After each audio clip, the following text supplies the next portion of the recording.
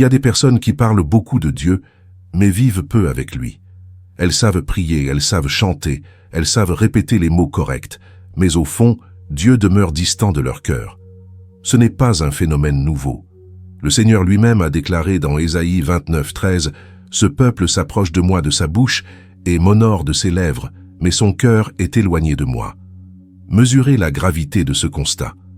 Dieu n'a pas dit que ce peuple était athée. Il n'a pas dit qu'il le rejetait publiquement.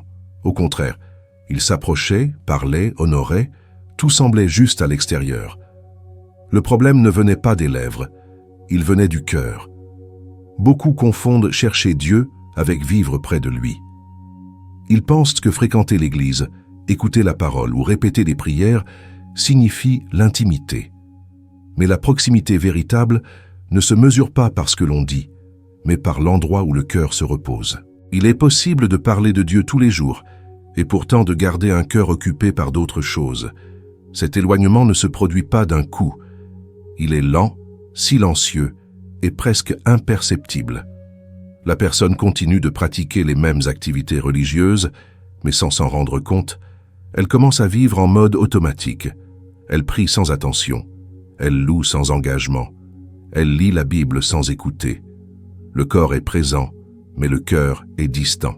Spurgeon avertissait que l'un des plus grands dangers de la foi chrétienne n'est pas le péché scandaleux, mais la religiosité sans communion.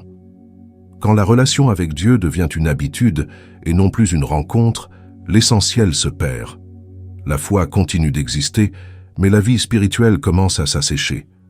Dieu ne se satisfait pas de belles paroles quand le cœur est loin. Il ne cherche pas des discours corrects, mais une présence réelle. Il ne désire pas seulement être mentionné, mais habité. Le problème n'est pas de chercher Dieu occasionnellement. Le problème est de ne jamais apprendre à vivre près de lui. Et la question qu'il faut se poser avec honnêteté est simple, mais profonde. Vous approchez-vous de Dieu seulement de la bouche? Ou vivez-vous près de lui avec le cœur? Cette réponse change tout. Chercher Dieu n'est pas la même chose que vivre près de lui. Beaucoup ne perçoivent pas cette différence, et pour cette raison s'installent dans une foi superficielle. Ils pensent que parce qu'ils prient, chantent et fréquentent l'Église, ils sont automatiquement proches de Dieu. Mais la Bible montre qu'il est possible de chercher avec les lèvres, et pourtant de garder un cœur distant. Ésaïe 29:13 révèle cet égarement avec clarté. Le peuple s'approchait de Dieu extérieurement, mais le cœur était loin. Il cherchait, mais ne demeurait pas. Il parlait, mais n'habitait pas. Leur foi était devenue un ensemble de pratiques, non une relation vivante.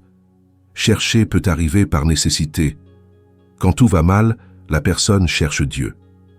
Quand la peur surgit, elle cherche. Quand la douleur presse, elle s'approche. Dieu, dans sa miséricorde, répond souvent. Mais demeurer exige quelque chose de plus profond, un don de soi quotidien et de la constance. Demeurer avec Dieu ne se produit pas seulement dans les moments de crise. Cela se produit dans le quotidien, quand il n'y a pas d'urgence, quand tout semble normal. C'est à ce point que beaucoup s'éloignent sans s'en rendre compte. Ils continuent de chercher à certains moments, mais vivent loin au jour le jour. La foi devient une habitude lorsqu'elle n'est maintenue que par répétition. Prier devient une routine. Lire la Bible devient une obligation. Chanter devient une coutume. Tout est fait, mais peu est vécu. Le cœur ne s'implique plus. La conscience de la présence de Dieu s'affaiblit. Spurgeon disait qu'un cœur peut être occupé par des devoirs religieux et pourtant être vide de communion. La religion sans relation produit de la fatigue. Elle produit de la culpabilité. Elle produit de la comparaison. Mais elle ne produit pas de transformation. Le cœur s'endurcit, non parce qu'il rejette Dieu, mais parce qu'il s'habitue à lui. Quand la foi perd la relation, elle perd la joie.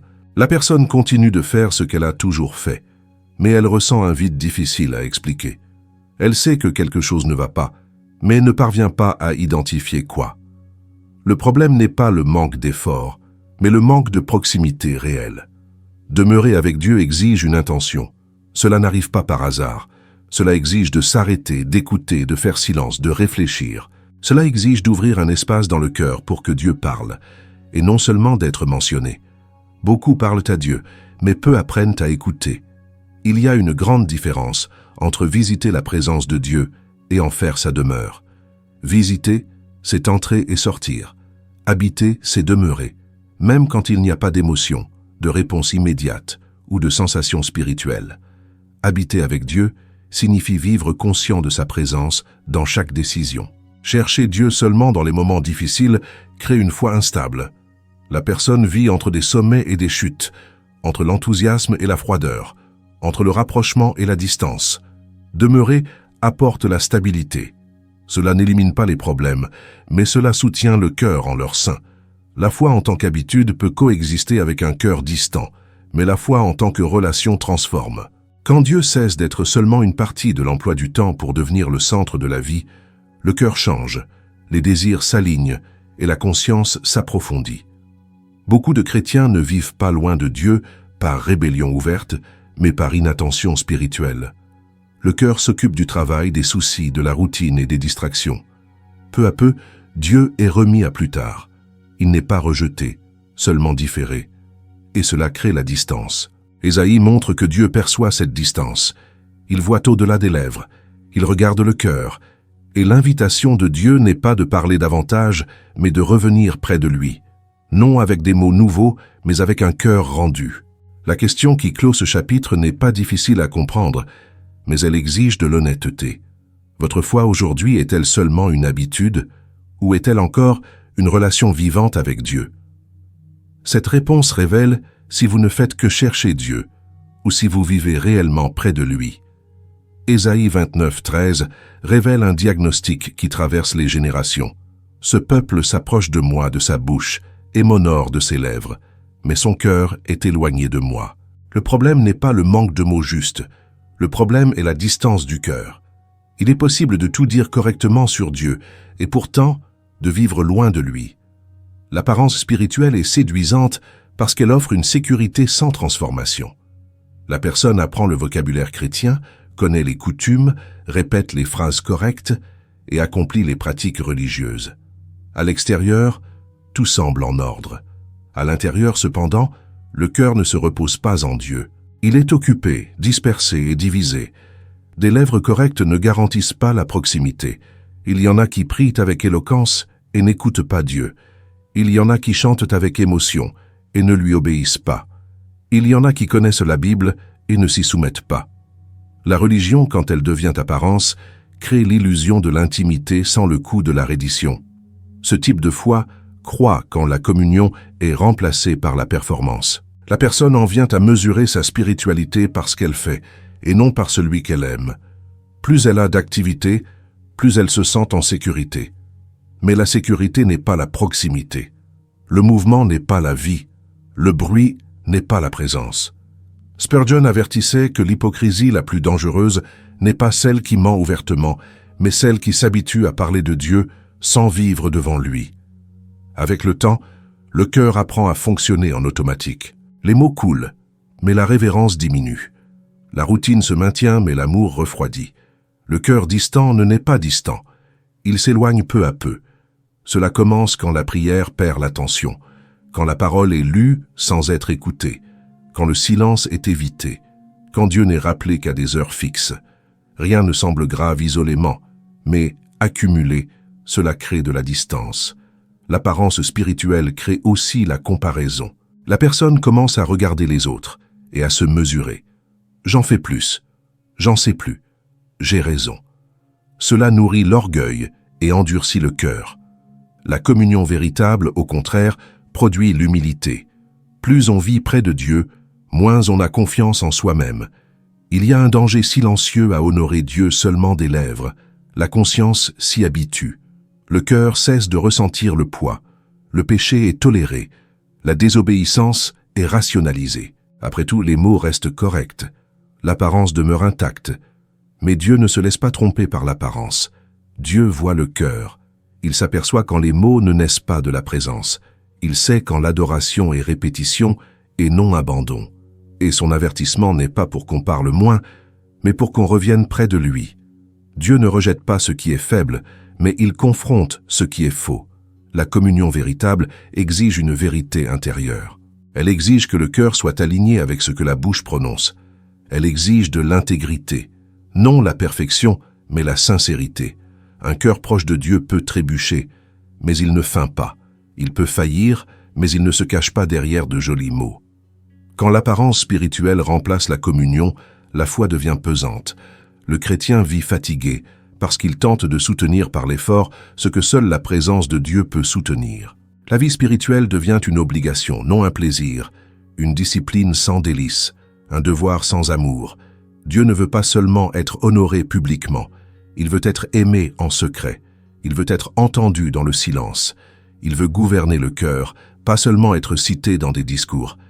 C'est pourquoi il confronte les lèvres correctes quand le cœur est distant. La restauration commence quand la personne admet la distance. Elle ne se défend pas, elle ne se compare pas, elle ne se justifie pas. Elle reconnaît simplement « Mon cœur s'est éloigné ». Cette reconnaissance ouvre un espace pour la grâce. Dieu résiste à l'apparence, mais s'approche du cœur brisé. La question qui conclut ce chapitre n'est pas sur les mots, mais sur la vérité. Qu'est-ce qui gouverne votre foi aujourd'hui ? L'apparence spirituelle ou la communion réelle avec Dieu? La réponse définit si les lèvres parlent par habitude ou si le cœur vit près de lui. La distance entre Dieu et le cœur commence rarement par une rébellion ouverte. Elle ne naît presque jamais d'une décision consciente de s'éloigner. La plupart du temps, elle commence par la distraction. Petite, silencieuse, acceptable. La personne continue de parler de Dieu, continue de faire ce qu'elle a toujours fait. Mais le cœur commence à être ailleurs. Ésaïe décrit un peuple qui s'approche de Dieu par la bouche. Cela signifie que les mots sont encore là. Le langage spirituel demeure. Les pratiques continuent. Mais le cœur est loin. Non parce qu'il a cessé de croire, mais parce qu'il a cessé de prêter attention. La distraction spirituelle est dangereuse parce qu'elle ne ressemble pas à un péché. Elle ne cause pas de scandale. Elle n'attire pas l'attention. Elle s'installe dans le quotidien, dans l'excès de tâches, dans la hâte constante, dans l'esprit toujours occupé. Le cœur se remplit de préoccupations légitimes et sans s'en rendre compte, Dieu finit par rester sur les marges. La personne prie, mais avec l'esprit ailleurs. Elle lit la Bible, mais en pensant à autre chose. Elle chante, mais sans réfléchir à ce qu'elle chante. Tout est fait, mais peu est vécu. La présence de Dieu cesse d'être perçue parce que le cœur n'est tout entier nulle part. Ce type d'éloignement crée une foi automatique. Les mots sortent avec facilité, mais sans poids. Les textes sont connus mais ne confrontent plus. La conscience s'habitue. Le cœur devient insensible non par dureté, mais par manque d'attention spirituelle. Spurgeon disait que la plus grande perte d'un chrétien n'est pas de cesser de parler avec Dieu, mais de cesser d'écouter Dieu. Quand le cœur est distrait, la parole est lue, mais elle n'est pas reçue. La prière arrive, mais elle n'approfondit rien. Le silence est évité parce qu'il révèle le vide. La distraction crée aussi un faux sens de proximité. La personne pense « je fais tout ce qu'il faut » et de fait, extérieurement, tout semble correct. Mais Dieu ne mesure pas la proximité par la quantité de mots ou d'activités. Il mesure par la place qu'il occupe dans le cœur. Le cœur lointain ne perçoit pas l'éloignement immédiatement. Il n'en perçoit que les symptômes. La foi perd sa saveur. La prière perd sa profondeur. La parole perd sa vie. Le péché commence à être toléré plus facilement. L'obéissance devient négociable. Tout cela arrive sans fracas. Beaucoup tentent de résoudre ce problème en faisant plus de choses. Plus d'activité, plus d'engagement, plus de bruit. Mais le problème n'est pas le manque de mouvement. C'est le manque de présence. L'âme a besoin de s'arrêter pour ressentir à nouveau le poids d'être devant Dieu. Dieu ne se distrait jamais. Il s'aperçoit quand le cœur s'éloigne. Il voit quand les mots continuent, mais que l'attention disparaît. Et son avertissement n'est pas dur par cruauté, mais par amour. Il attire l'attention parce qu'il veut une proximité réelle, non une répétition vide. La distraction spirituelle affaiblit aussi la crainte du Seigneur. Quand le cœur vit loin, le sens de la révérence diminue. Dieu commence à être traité avec une familiarité excessive. La prière devient trop informelle. La parole perd son autorité. Le cœur cesse de trembler devant Dieu. Vivre près de Dieu exige de l'entièreté. Non la perfection, mais l'attention. Cela exige d'apprendre à être présent, à prier avec conscience, à écouter avec révérence, à lire la parole avec la disposition d'être corrigé, à éteindre un peu le bruit pour entendre la voix de Dieu. La restauration commence quand la personne reconnaît la distraction, quand elle admet que le cœur erre au loin, même si la bouche est proche. Cette reconnaissance ne doit pas générer une culpabilité paralysante, mais un retour conscient. Dieu ne rejette pas le cœur distrait qui désire revenir.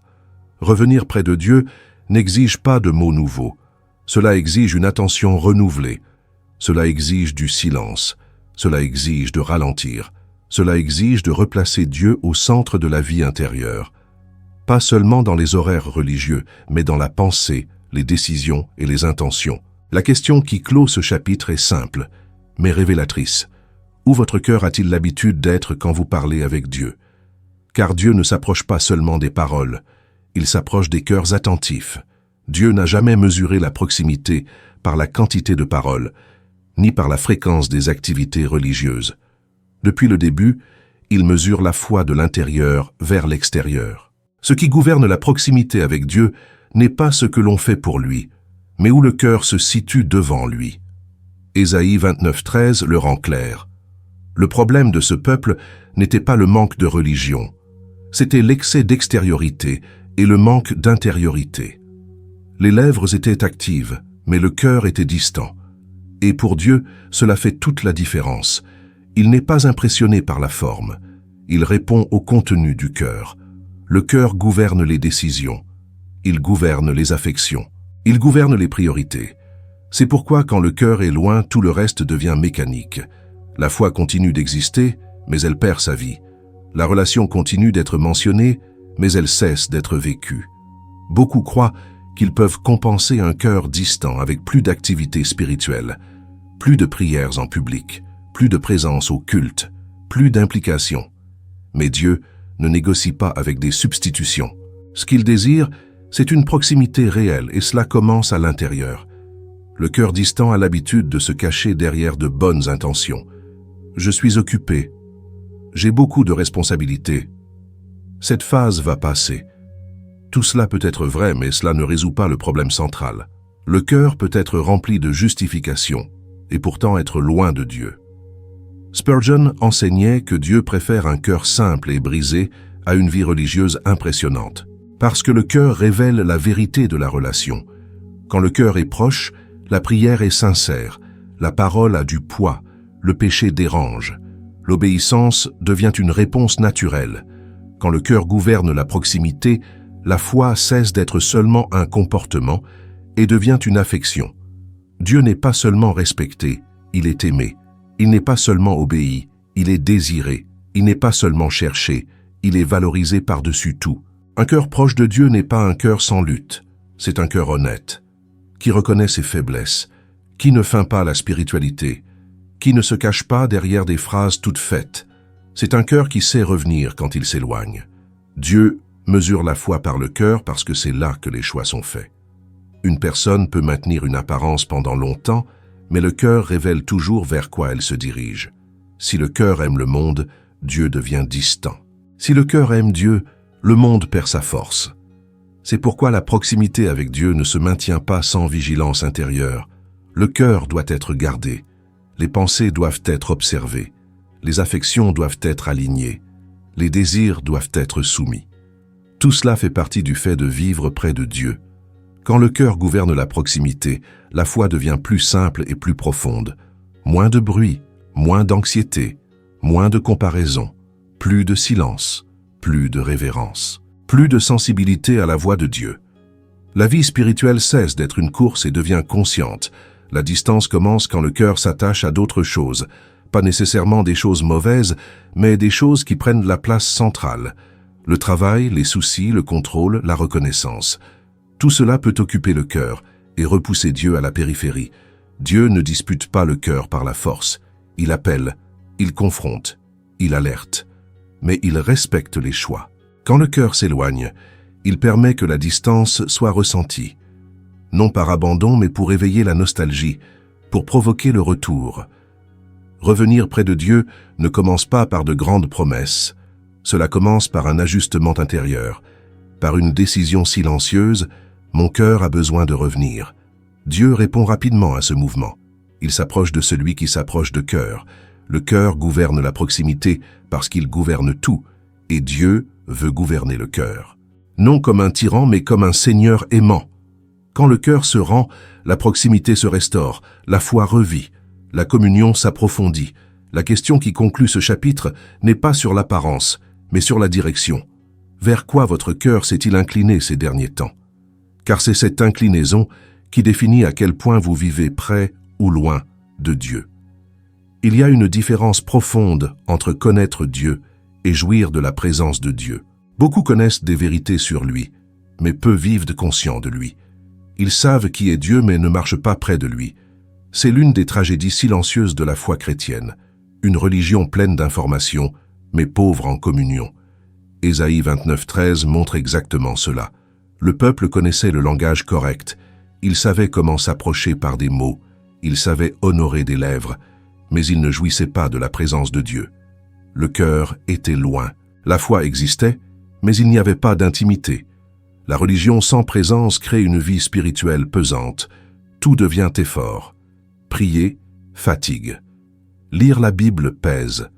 Obéir semble difficile. La foi se transforme en obligation, non en délice. La personne continue de tenir bon par discipline, mais non par amour.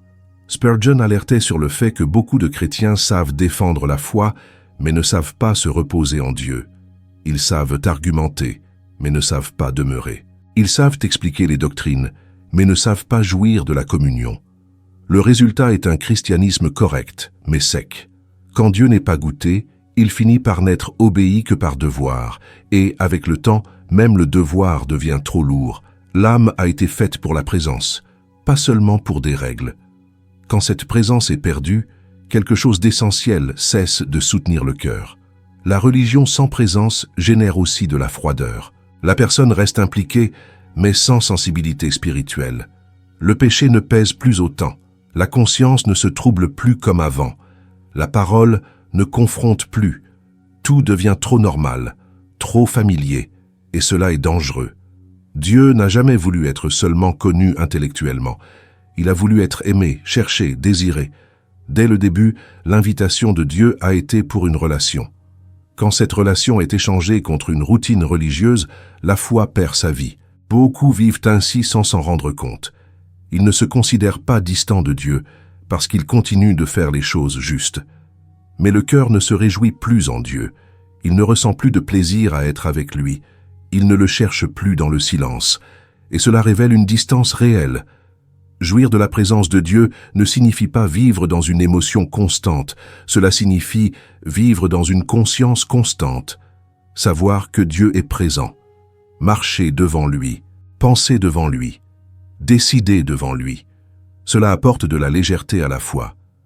Quand la présence de Dieu est goûtée, l'obéissance change de nature. Elle cesse d'être un poids et devient une réponse. On n'obéit plus pour maintenir une apparence, mais parce que le cœur désire plaire à Dieu. La sainteté cesse d'être une imposition et devient une conséquence. La religion sans présence crée aussi de la comparaison. La personne commence à mesurer sa foi par celle des autres. Qui en fait plus? Qui en sait plus? Qui se montre plus? Cela nourrit l'orgueil ou la culpabilité, mais cela ne produit pas de proximité avec Dieu. La présence de Dieu élimine le besoin de comparaison, parce que le cœur trouve sa satisfaction en lui. Dieu ne se plaît pas dans une foi qui le connaît, mais ne jouit pas de lui. Il ne se contente pas d'être étudié à distance, il veut être vécu de près, non parce qu'il a besoin de l'homme, mais parce que l'homme a besoin de lui. La restauration commence quand la personne reconnaît « Je connais Dieu, mais je n'ai pas vécu près de lui ». Cette reconnaissance n'est pas une défaite, c'est une grâce. Dieu ne rejette pas celui qui admet la distance. Au contraire, il s'approche de celui qui désire revenir.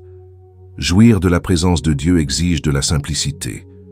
Moins de bruit, moins de hâte, moins de distraction, plus de silence, plus d'attention, plus d'abandon intérieur. Cela n'exige pas de jolis mots, mais un cœur disponible. Quand la présence de Dieu est à nouveau goûtée, la foi revit.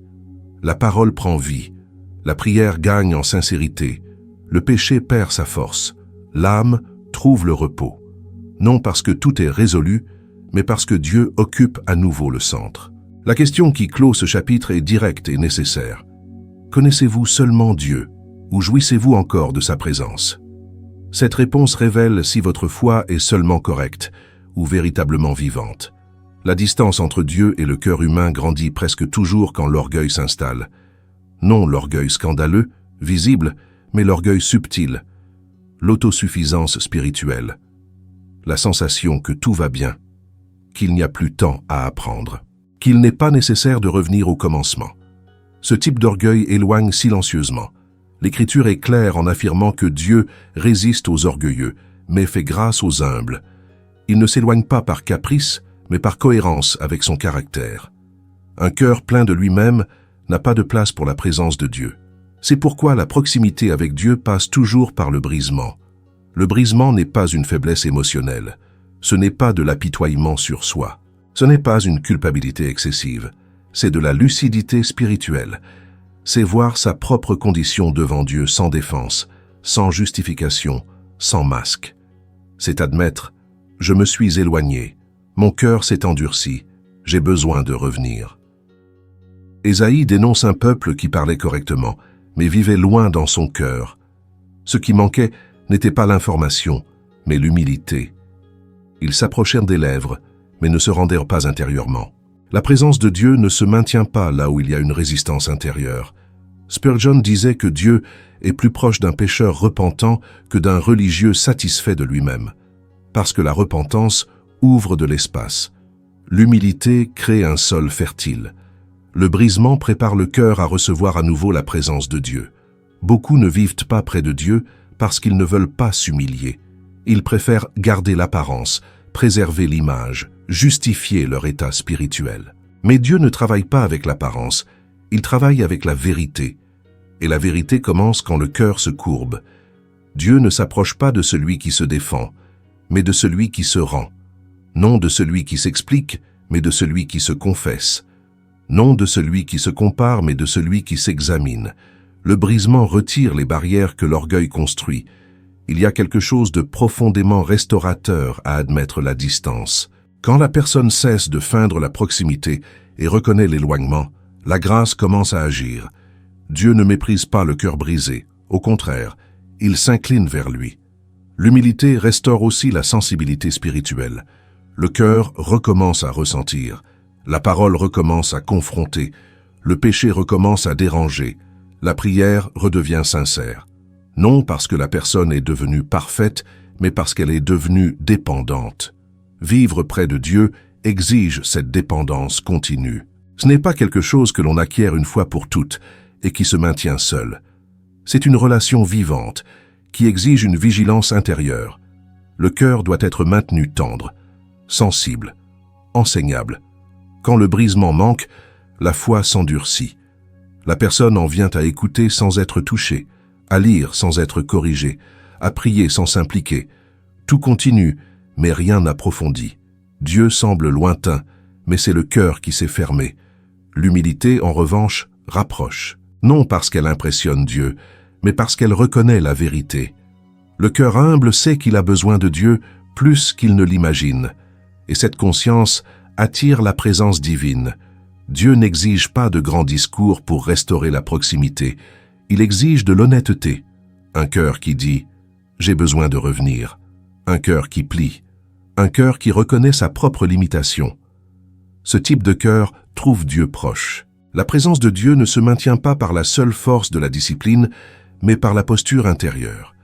La discipline sans humilité devient un poids. La discipline avec brisement devient un chemin de restauration. Peut-être que la raison pour laquelle beaucoup cherchent Dieu, mais ne vivent pas près de lui, est simple. Ils ne veulent pas se briser. Ils veulent des réponses, pas une reddition. De la consolation, pas de la correction. La proximité sans le changement. Mais le chemin a toujours été le même. Dieu est proche des brisés. Et il reste proche aujourd'hui. Il n'a pas changé. Ce qui doit changer, c'est le cœur. La question qui clôt ce chapitre est directe et sincère. Votre cœur sait-il encore se briser devant Dieu? Parce que là où il y a une humilité véritable, Dieu ne demeure jamais loin. Vivre près de Dieu est différent de parler de Dieu. Beaucoup apprennent le langage de la foi, mais peu permettent à cette foi de gouverner la vie.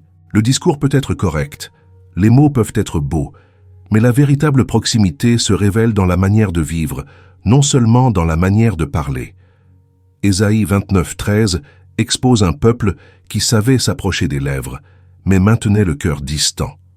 Le problème n'était pas l'ignorance, c'était le désalignement. La foi était dans la bouche, mais non au centre de la vie. Quand cela arrive, la religion continue de fonctionner, mais la communion se perd.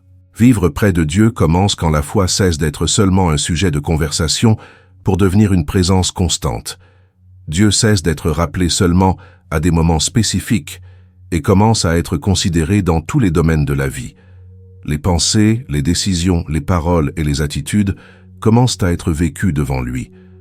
Cette proximité ne se construit pas avec de grandes déclarations publiques, mais avec de petits choix quotidiens. C'est dans le silence, dans la routine et dans les décisions invisibles que la foi devient réelle.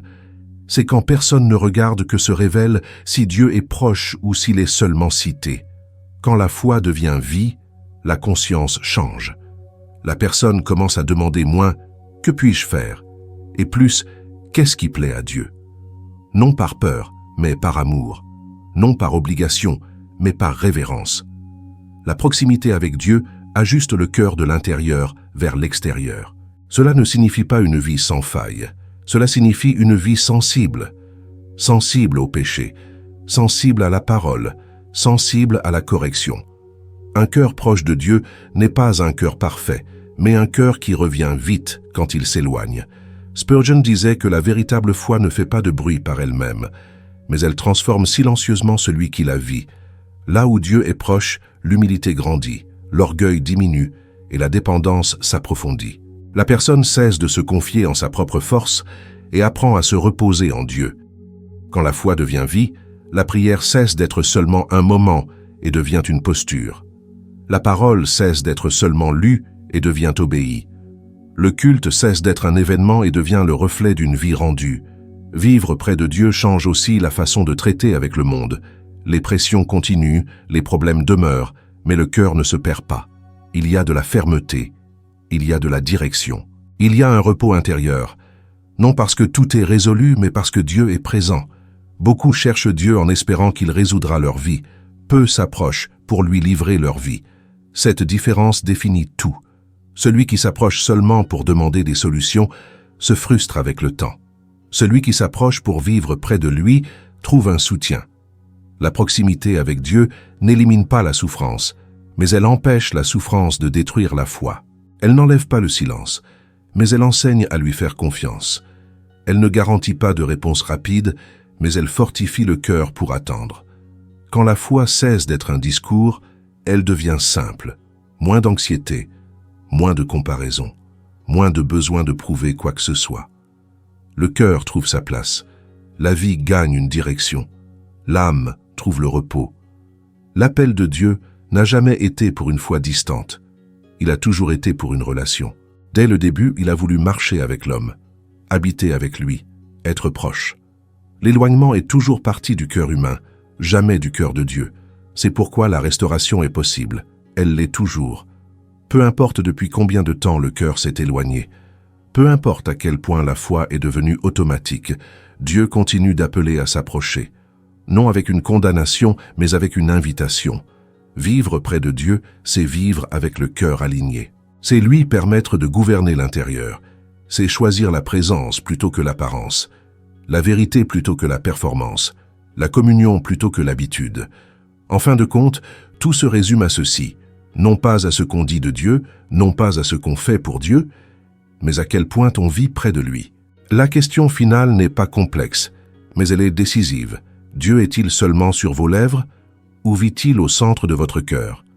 Parce que quand la foi cesse d'être un discours et devient une vie, la proximité avec Dieu cesse d'être l'exception et devient le chemin. Si en écoutant ce message, vous avez réalisé que votre foi est restée davantage sur vos lèvres que dans votre cœur, n'ignorez pas ce signe. Dieu n'expose pas pour humilier, mais pour restaurer. Reconnaître la distance est le premier pas pour revenir près de lui. Peut-être continuez-vous de faire tout bien à l'extérieur, mais vous savez que quelque chose s'est perdu à l'intérieur. La prière est devenue mécanique, la parole a perdu son poids, la présence de Dieu a cessé d'être perçue. Cela ne signifie pas que Dieu s'est éloigné, cela signifie que le cœur a besoin d'être réaligné. Aujourd'hui n'est pas un jour de longs discours, ni de promesses vides. C'est un jour de sincérité. Mettez de côté quelques minutes de silence. Tenez-vous devant Dieu sans explication, sans défense. Dites-lui simplement avec honnêteté, « Mon cœur s'est éloigné, je veux revenir près de toi. » Dieu ne rejette jamais un tel cœur. Si ce contenu vous a parlé, partagez-le avec quelqu'un qui aime Dieu mais qui se sent fatigué dans sa foi. Parfois, un mot simple est ce que Dieu utilise pour réveiller un cœur endormi. Et si vous désirez continuer à marcher dans cette direction, une foi vive, profonde et enracinée dans la parole, abonnez-vous à la chaîne École du Prince. Ici, nous cherchons moins d'apparence et plus de présence, moins de discours et plus de vie devant Dieu. Que votre foi ne demeure pas seulement sur vos lèvres, que Dieu revienne occuper le centre de votre cœur.